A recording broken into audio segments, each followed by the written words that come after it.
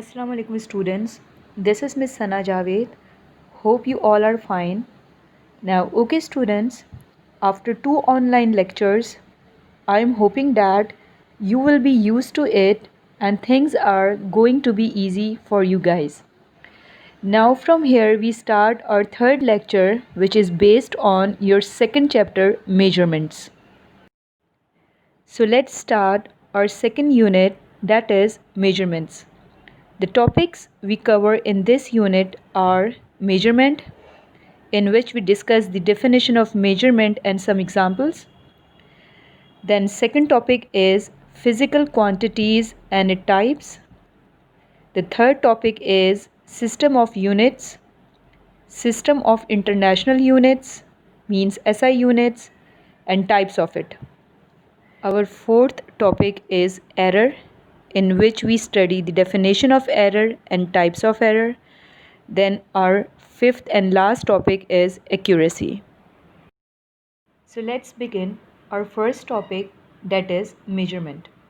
By definition, a way of gauging how big something is in terms of length, volume or some other quantity is called measurement. ये मालूम करना या इस चीज़ का पता लगाना कि कोई चीज़ कितनी लंबी है, उसका वॉल्यूम क्या है या उसका वेट क्या है, उसका टेम्परेचर कितना है, उसकी हाइट कितनी है, ये चीज़ मालूम करना मेजरमेंट कहलाता है. For example, measuring time, height, temperature, weight और length of something all sum up in the definition of measurements. Let me clear you guys. Whenever we trying to achieve something or trying to understand any particular phenomena, whatever simplified or complicated that may be, for example, simple measurement के लिए एक phenomena ले लेते हैं, like measuring mass of a different parts of a wooden box. और complicated measurement के लिए phenomena ले लेते हैं measuring mass of an earth. This is not possible without measurement, because until unless we don't know the measurements which is present in any system, large or small, whatever it may be, we can't make the model for that or do any type of mathematical relationship for that. So for any particular phenomena we have to do some kind of measurements. By doing measurements we can make the model for that or any type of mathematical relationship for that. Hence, measurement is the first and foremost thing related to any kind of scientific investigation. Now we move on our second topic, that is physical quantities. By definition, all those quantities which can be measured are called physical quantities. हर वो चीज़ जिसे हम major कर सकते हैं वो physical quantity कहलाती है. For example, हम टाइम मेजर कर सकते हैं, हम लेंथ मेजर कर सकते हैं, किसी चीज़ का वेट मेजर कर सकते हैं, उसके अलावा हम हाइट मेजर कर सकते हैं एंड सो ऑन. ये सारे यानी लेंथ, हाइट, टाइम, टेम्परेचर, मास, ये सारे के सारे फ़िज़िकल क्वांटिटीज़ के अंदर आते हैं. ये सब के सब फ़िज़िकल क्वांटिटीज़ कहलाते हैं. चलिए एक एग्ज़ाम्पल ले लेते हैं डेली लाइफ से. बिलफर्स, आपके छोटे भाई को बुखार हो रहा है, फ़्लू हुआ हुआ है उन्हें, और उस फ्लू की वजह से उन्हें बुखार हो रहा है. फ़्लू उनको इसलिए हुआ हुआ है कि मौसम आज बहुत अप एंड डाउन है, कभी बारिश हो रही है, कभी धूप निकल रही है, उसके इफ़ेक्ट से आपके भाई को फ़्लू हो गया. अब आप जो है चाह रहे हैं कि आप उनको थोड़ी सी स्टीम दे दें ताकि उनकी थोड़ी सी तबीयत ठीक हो जाए. अब आप अपने भाई का बॉडी कंडीशन भी मालूम करना चाह रहे हैं कि उनको कितना बुखार है, और आप ये भी देखना चाह रहे हैं कि आज की वेदर कंडीशन क्या है, यानी कि वेदर का क्या हाल चाल है, कि क्या डिग्रीज़ आ रही हैं उसकी, और आप वाटर की कंडीशन भी देखना चाह रहे हैं, मतलब वाटर को भी आप मेजर करना चाह रहे हैं, उसकी कंडीशन को भी आप मेजर करना चाह रहे हैं कि क्या वो बियरेबल भी है आपके भाई के लिए कि वो स्टीम ले सकें कि नहीं, कहीं बहुत गर्म तो नहीं है, कहीं बहुत ही ज़्यादा ऐसा तो नहीं है कि जो इफेक्टिव ही नहीं हो। तो ये सब मेजर करने के लिए, यानी कि बॉडी कंडीशन को मेजर करने के लिए, वेदर कंडीशन को मेजर करने के लिए और वाटर कंडीशन को मेजर करने के लिए कौन सी फ़िज़िकल क्वांटिटी यूज़ होगी, इन सब को मेजर करने के लिए जो फ़िज़िकल क्वांटिटी यूज़ आप करेंगे वो आप करेंगे टेम्परेचर। टेम्परेचर वो फ़िज़िकल क्वांटिटी है जो आपको किसी की बॉडी की कंडीशन भी बता देगी कि उसको कितना बुखार है, आपको वेदर की कंडीशन भी बता देगी कि आज का वेदर क्या है, क्या उसका क्या डिग्री आ रही है, और आपको वाटर की कंडीशन भी बता देगी कि वो कितना गर्म हो गया है, वो बियरेबल भी है कि नहीं। तो हम इस तरीके से अपनी आम ज़िंदगी में जो ये लफ्ज़ यूज़ कर रहे होते हैं, जो चीज़ें मेजर कर रहे होते हैं, ये फ़िज़िकल क्वांटिटीज़ कहलाती हैं। चलें एक और एग्ज़ाम्पल ले लेते हैं। Take one another example. We want to do the earth's measurement, systematic measurement and flow rate measurement. हम ये 3 तरह की मेजरमेंट करना चाहते हैं, तो इसके लिए हम कौन सी फ़िज़िकल क्वांटिटी यूज़ करेंगे? जब भी हमें ये देखना होता है कि कोई चीज़ कितनी वज़नी है, ये इस तरह की मेजरमेंट अगर हमें करनी होती है कि जिसमें हम वज़न मालूम करते हैं, तो इसके लिए इस मेजरमेंट में जो क्वांटिटी फ़िज़िकल क्वांटिटी यूज़ होती है वो है मास। यानी अगर हमें अर्थ की मेजरमेंट करनी है या किसी भी चीज़ की मेजरमेंट करनी है या हमें फ़्लो रेट की मेजरमेंट करनी है, तो उसके लिए जो हम फ़िज़िकल क्वांटिटी यूज़ करेंगे वो मास है। Now we move on the types of physical quantities. Physical quantities can be classified into 2 types: basic quantities and drive quantities. Basic quantities refers to those quantities which exist in nature. For example, time, length, mass, etc. And drive quantities refer to those quantities which are derived from basic or base quantities. For example, force, work, speed, etc. Basic quantities, अच्छा by the way basic quantities के 3 नाम हैं। ये अगर आप कभी इसको life में सर्च करेंगे तो ये आपको 3 नामों से मिलेगी। बेसिक क्वांटिटीज़ भी कहते हैं इन्हें, बेस क्वांटिटीज़ भी कहते हैं और फंडामेंटल क्वांटिटीज़ भी कहते हैं।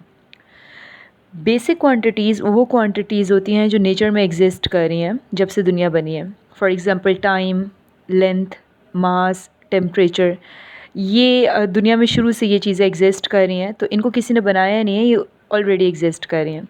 जबकि इनके मुकाबले में ड्राइव क्वांटिटीज़ वो क्वांटिटीज़ होती हैं जिनको हम बनाते हैं। कैसे बनाते हैं? उनको हम ड्राइव करते हैं इन्हीं नेचुरल क्वांटिटीज़ से, लाइक टाइम से, लेंथ से, मास से। यानी हम लेंथ, टाइम, मास का रेशो लेकर या इनको मल्टीप्लाई, डिवाइड कुछ भी करके हम एक नई चीज़ बनाते हैं। कैसे? मैं आपको एक एग्ज़ाम्पल दूँगी, उससे आपको ज़्यादा सही से समझ आएगा। एग्ज़ाम्पल्स ले लेते हैं ड्राइव क्वांटिटीज़ की। ड्राइव क्वांटिटीज़ की एग्ज़ाम्पल हैं फोर्स, वर्क, स्पीड, एक्सेट्रा। अब मैं आपको एक एग्ज़ाम्पल दूंगी जिससे आपको समझ आएगा कि हम बेसिक क्वांटिटी से ड्राइव क्वांटिटीज़ कैसे बनाते हैं। Okay, let me tell you how we formed derive quantities by using basic quantities. For example, we take one derive quantity, that is speed. Now how we form the formula for speed? For this purpose, we take two nature existing basic quantities, distance and time. हमने 2 basic quantities उठाई, distance और time, और उन दोनों को divide करवा दिया। Means हमने डिस्टेंस को टाइम से डिवाइड करवाया तो हमें स्पीड का फॉर्मूला मिल गया। तो इस तरीके से ड्राइव बेसिक क्वांटिटीज़ को यूज़ करते हुए हम फार्मूलाज बनाते हैं स्पीड के, फोर्स के, एक्सेलरेशन के एंड सो ऑन, और इस तरीके से हम ड्राइव करते हैं कुछ क्वांटिटीज़ को। Now our next topic is system of units. By definition, a set of units based on basic or drive units is known as system of units. Means units जो बेस कर रहे होते हैं basic quantities पर और drive quantities पर, उन्हें हम सिस्टम ऑफ यूनिट्स कहते हैं। फॉर एग्ज़ाम्पल, एक कंडीशन लेते हैं कि आप एक घर को कंस्ट्रक्ट करवा रहे हैं, ठीक है, आप अपने घर को कंस्ट्रक्ट करवा रहे हैं, आप वहाँ पर मौजूद हैं, इतने में वहाँ पर एक वर्कर ऐसे ही पूछता है कि मतलब कोई भी आंसर दे दे, ऐसे ही उस क्वेश्चन करता है कि आज गर्मी बहुत है, आज का टेम्परेचर क्या है। इतने में क्या होता है कि आपको कॉल आती है और कॉल पर आपको बताया जाता है कि हम सामान जो है वो बॉक्सेस में डाल के भेज रहे हैं। तो आप उनसे कहते हैं कि बॉक्सेस जो हैं वो कितने मतलब उनका मास क्या है, क्या हम उनको आम खुद उठा भी सकते हैं कि उसके लिए मुझे किसी को बुलाना पड़ेगा। और अभी आप ये बात ही कर रहे होते हैं कि एक और वर्कर वहाँ से आवाज़ दे के पूछता है कि जो ये कबर्ड डिज़ाइन करनी है इसकी लेंथ जो है वो कितनी रखनी है। अभी ये बातें हो ही रही होती हैं कि इतने में एक मज़ीद बंदा दाखिल होता है और वो बोलता है 42। अब वो 42 जब बोलेगा तो जिसने टेम्परेचर पूछा था वो भी उसकी तरफ देखेगा। आप एकदम से उसकी तरफ देखने हैरत से शुरू हो जाएंगे क्योंकि आपने भी एक क्वेश्चन किया था कि जो कार्टन्स आ रहे हैं घर में वो कितने उनका मास कितना है। और जो कारपेंटर है आपका वो भी सरप्राइज़ होकर देखने लगेगा कि ये 42 शायद मुझे बोला गया है। तो इस वक्त जो 3 तरह के लोग मौजूद हैं वो तीनों लोग ये बात समझेंगे कि ये 42 मुझे बोला गया है। टेम्परेचर के क्वेश्चन करने वाला समझेगा ये 42 मेरा आंसर है। आप समझेंगे कि ये मेरा लगेज का यानी मेरा आंसर है, और कारपेंटर समझेगा कि ये मेरा आंसर है। तो यहाँ से हमें यूनिट की वैल्यू का पता चला। अगर बोलने वाला ये बोलेगा 42 डिग्री सेंटीग्रेड तो इसका मतलब है कि वो टेम्परेचर की बात कर रहा है। अगर बोलने वाला बोलेगा 42 केजी तो इसका मतलब है कि वो मास की बात कर रहा है।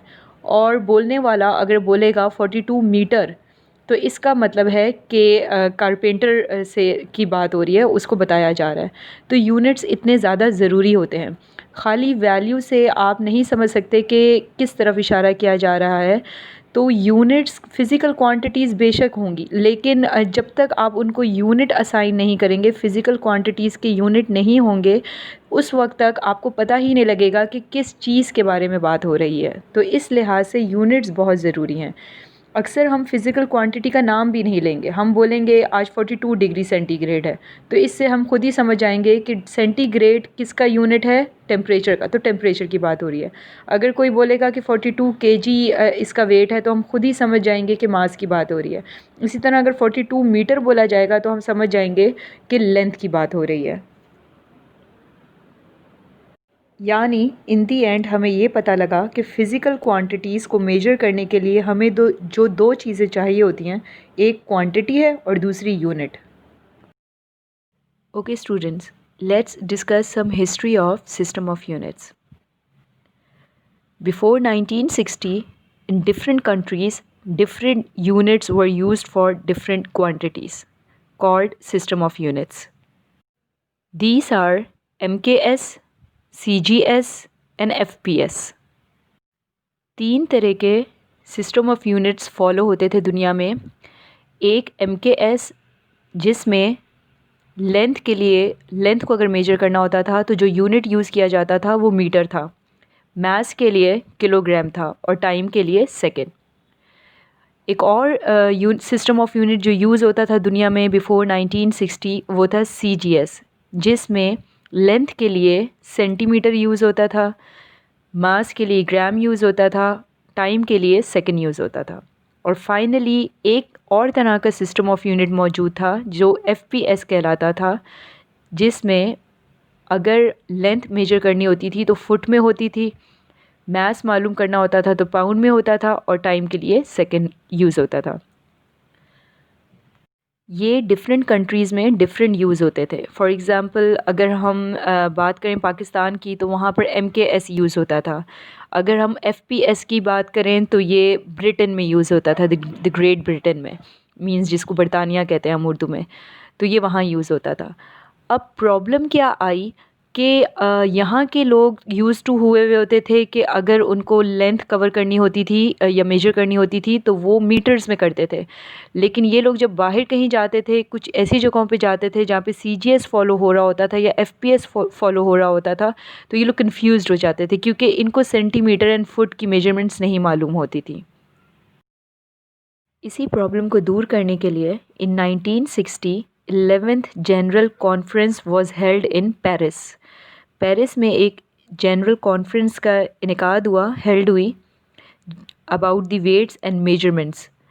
इस कॉन्फ्रेंस में सिस्टम ऑफ यूनिट को डिफ़ाइन कर दिया गया कि किस क्वांटिटी का स्टैंडर्ड यूनिट क्या है। यानी after 1960 system of international units ने हमें 7 क्वांटिटीज़ के स्टैंडर्ड यूनिट्स प्रोवाइड कर दिया। इस जनरल कॉन्फ्रेंस में 7 फिज़िकल क्वांटिटीज़ को उनके स्टैंडर्ड यूनिट्स दे दिए गए। टाइम को का स्टैंडर्ड यूनिट सेकंड रखा गया, लेंथ का मीटर, मास का किलोग्राम, टेम्परेचर का केल्विन, करंट का एम्पियर, अमाउंट ऑफ सब्सटेंस का मोल एंड ल्यूमिनस इंटेंसिटी का कैंडेला। यानी अगर हमें टाइम मेजर करना है कहीं भी पूरी दुनिया में तो हम उस सेकंड के अंदर मेजर करेंगे। इसी तरह लेंथ अगर हमें मेजर करनी है तो हम मीटर में करेंगे एंड सो ऑन। ये स्टैंडर्ड कायम कर दिया गया कि अब पूरी दुनिया इसी को फॉलो करेगी। तो एज अ डेफिनेशन देखें अगर हम, तो इसको डिफ़ाइन किया गया कि a system of units in which units for length, mass and time are metre, kilogram and second. इस कॉन्फ्रेंस में एसआई यूनिट्स को 3 कैटेगरीज़ के अंदर डिवाइड किया गया: basic units, derived units and supplementary units. जिसमें बेसिक और ड्राइव यूनिट्स बता दिए गए कि ये 7 बेसिक यूनिट्स हैं और ड्राइव यूनिट्स हैं, और सप्लीमेंट्री यूनिट्स जो हैं वो आप मैट्रिक में नहीं पढ़ेंगे, वो इंशाल्लाह आप फर्स्ट ईयर के अंदर पढ़ेंगे, तो ये वहाँ के लिए है, इसलिए इस पे मैं अभी आपको नहीं बता रही, सिर्फ इतना बता रही हूँ कि इस कॉन्फ्रेंस में 3 कैटेगरीज़ बनाई गई थी यूनिट्स की। By definition, basic units refer to those units which are assigned to the fundamental quantities, and drive units refer to those units which are obtained by the multiplication and division of basic units. Students ये chart है for basic units जो कि 1960 में 11 general conference में assign किए गए standard units बताए गए बेसिक क्वांटिटीज़ के। This is the chart for derived units.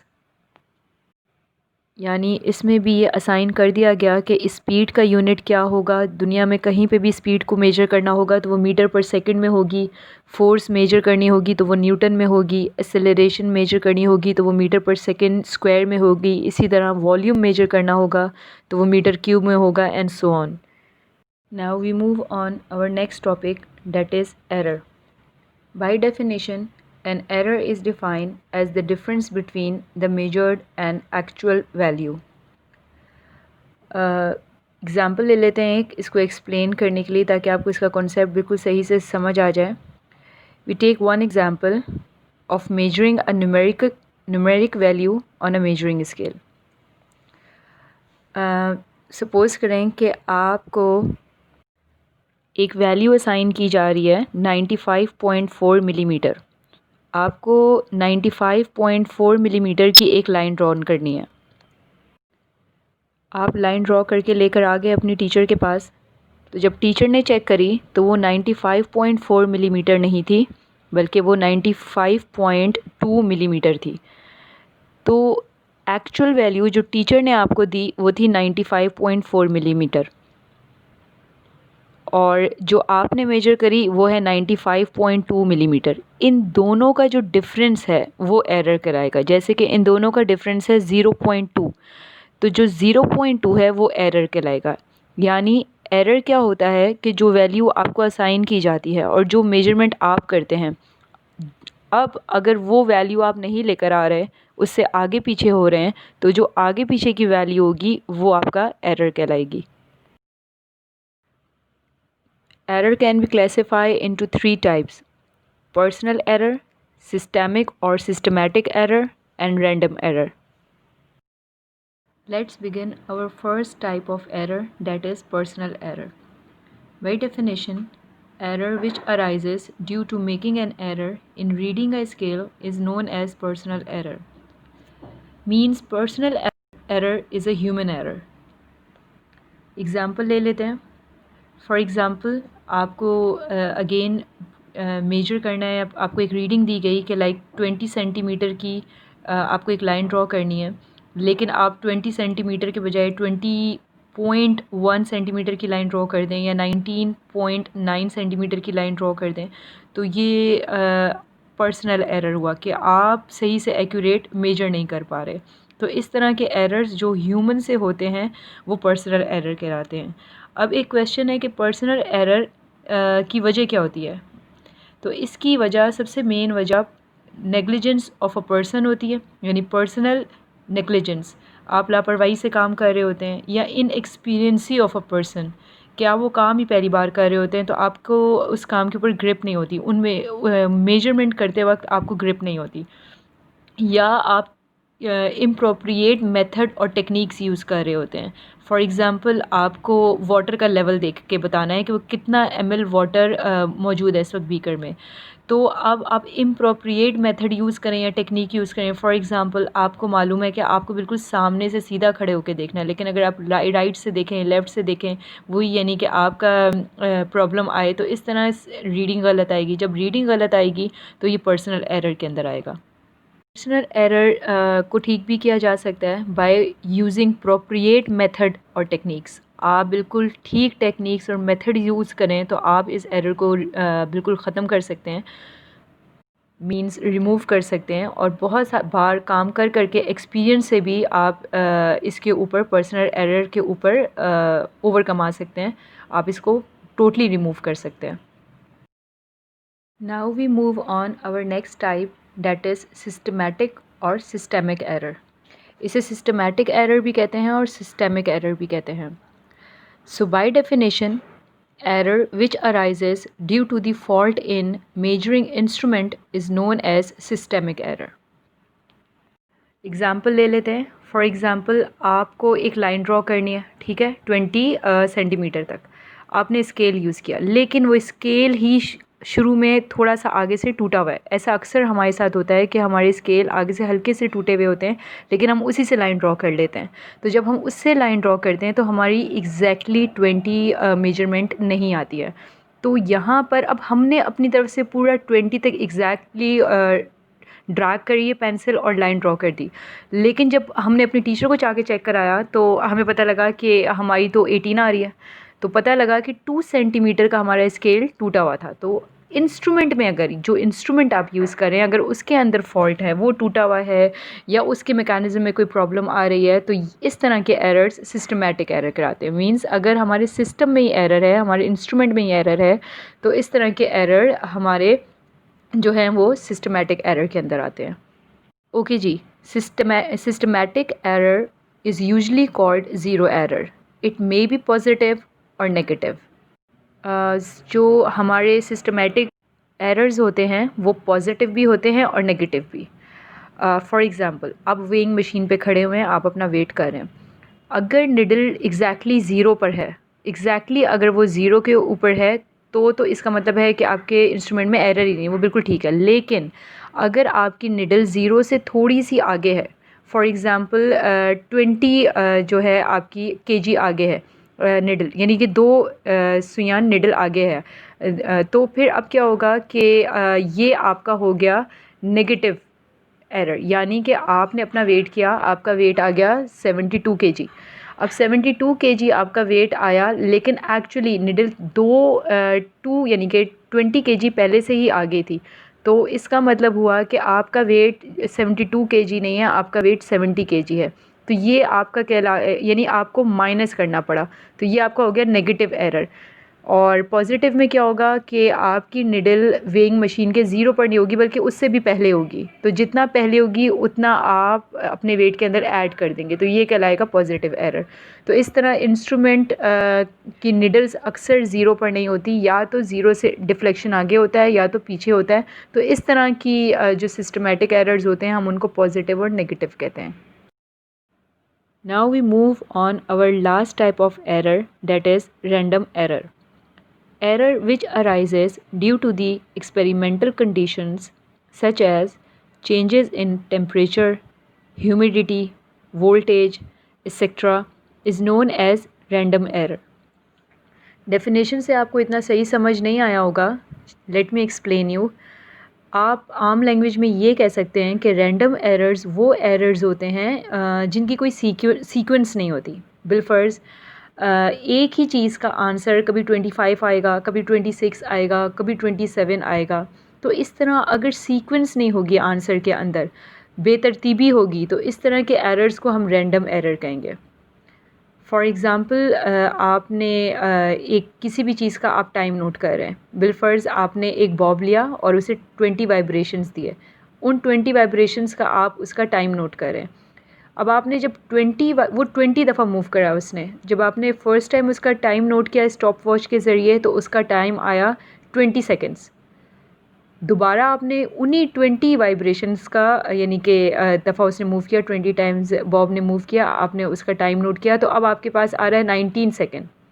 And जब आपने थर्ड टाइम किया तो आपके पास आ रहा है 21 सेकेंड। तो इस तरह के जो एरर्स होते हैं, जो इनके रीडिंग्स की सीक्वेंस नहीं होती और आप कंफ्यूज हो जाते हैं कि कौन सी रीडिंग सही है, तो इस तरह के एरर्स रैंडम एरर कहलाते हैं। अब ये एरर्स आते क्यों हैं? ये एरर्स आते हैं एक्सपेरिमेंटल कंडीशंस की वजह से। फॉर एग्ज़ाम्पल टेम्परेचर की वजह से आ सकते हैं। फॉर एग्ज़ाम्पल ह्यूमिडिटी की वजह से आ सकते हैं। वोल्टेज, अगर आप कोई गैजेट यूज़ कर रहे हैं इलेक्ट्रॉनिक, तो फिर वोल्टेज की वजह से ये एरर्स आ सकते हैं। अगर हम ये कहें कि हम इन एरर्स को रिमूव कर दें, तो हम इन एरर्स को रिमूव नहीं कर सकते, क्योंकि आप वेदर चेंज नहीं कर सकते, आप ह्यूमिडिटी चेंज नहीं कर सकते, आप वोल्टेज को चेंज नहीं कर सकते। तो आप इन एरर्स को रिमूव तो नहीं कर सकते, रैंडम एरर्स को, लेकिन आप इनको रिड्यूस ज़रूर कर सकते हैं। रिड्यूस कैसे कर सकते हैं कि अब आप 5 to 6 रीडिंग्स लें और फिर उनकी एवरेज निकाल लें। अब जो आपका आंसर आएगा वो आपकी एक्यूरेट रीडिंग होगी। Now we move on our last topic of our chapter, that is accuracy. By definition, the measurement of the quantities involved in phenomenon as close to the factual values as possible is known as accuracy. Means how close a measurement or attempt is to the actual value or actual target is called accuracy. Means जितना आप अपनी actual value या target के close होंगे, यहाँ पे factual का मतलब एक्चुअल है, यानी एक्चुअल वैल्यूज़ के या टारगेट्स के आप जितना करीब अपनी वैल्यू लाएंगे। फॉर एग्ज़ाम्पल एक्यूरेट वैल्यू 10 है लाना, लेकिन आप 9.9 लेकर आएँ, तो इसका मतलब है कि आप एक्यूरेसी के अंदर आंसर लेकर आएँ। तो इस तरह की मेजरमेंट्स या टारगेट्स एक्यूरेसी कहलाते हैं। Okay students, now take a short review what we have done in this chapter. First we discussed the definition of measurement and concepts of measurement. Then we discussed the physical quantities and its types. Then we discussed the system of units, its history and system of international units and its types. Then we cover error and its types, and finally we discuss the accuracy.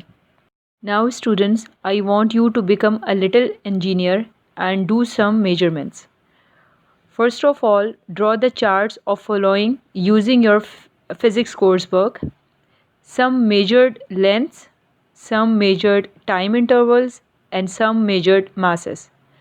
Also draw basic and drive unit charts using your physics coursebook. Thank you for listening and best of luck students for assignment.